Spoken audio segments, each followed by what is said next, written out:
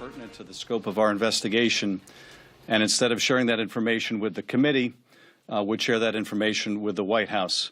The committee has still not received the intercepts or other information that the chairman was referring to, and therefore it is really impossible for us to evaluate any of the merits of what the chairman has said. But I can say this. The chairman will need to decide whether he is the chairman of an independent investigation into conduct which includes allegations of potential coordination between the Trump campaign and the Russians, or he is going to act as a surrogate of the White House because he cannot do both.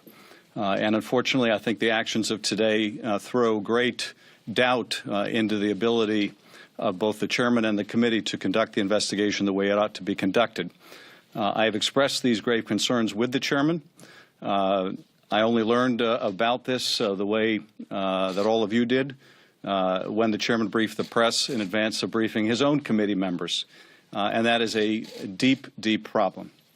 I think it does underscore the importance of establishing an independent commission, a body that is fully independent of any political considerations, including those that may emanate from the White House.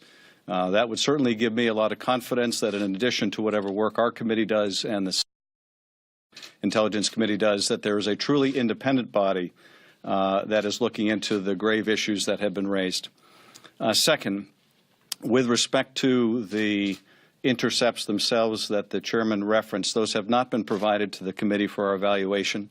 But on the basis of what the chairman has said and on the basis of my conversation with the chairman, I can say this. There is still no evidence that the president was wiretapped by his predecessor.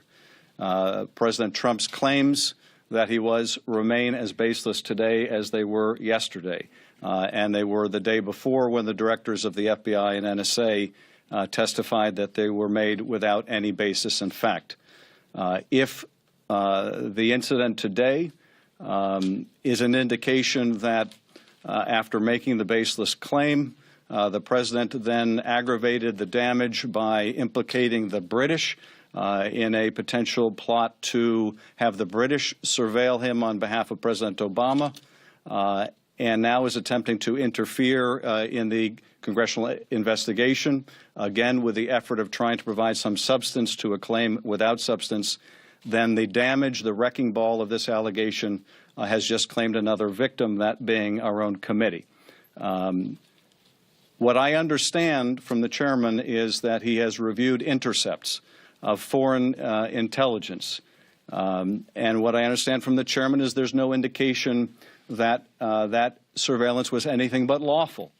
And what people need to understand about foreign intelligence gathering and incidental collection is if we are listening to two foreign spies, for example, talking to each other on foreign soil, or two representatives of a foreign government, and they mention a U.S. person, that is incidental collection. It doesn't necessarily mean there is a call from a foreign party to a U.S. person. Even the mention of a U.S. person is incidental collection, and that name would be masked.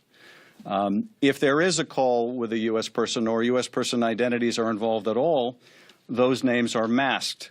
But there are proper procedures for unmasking a name. When it is necessary for the intelligence agencies to understand the significance of the intercept, and they cannot do that when the names are masked, you can properly unmask the name. The chairman has provided no evidence that any names that were unmasked improperly. And of course, without the ability for the committee to look at the intercepts, we're not in a position to evaluate whether the procedures were followed or were not followed. Moreover, as I understand from my conversation with the chairman, most of the names in the intercepts were in fact masked. And the chairman's concern was that he could still figure out the identities of some of the parties even though the names were masked. Well, that doesn't mean that the masking was improper. And so, again, it's impossible to evaluate whether there's any there in terms of these intercepts without the committee being able to look at them. And thus far, the chair has not provided this evidence to the committee. So this is deeply troubling along many levels. But among the most significant levels is it really impedes our ability to do this investigation the way we should.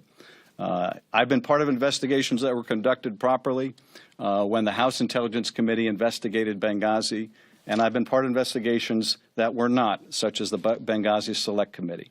It was my hope that our investigation could be conducted properly.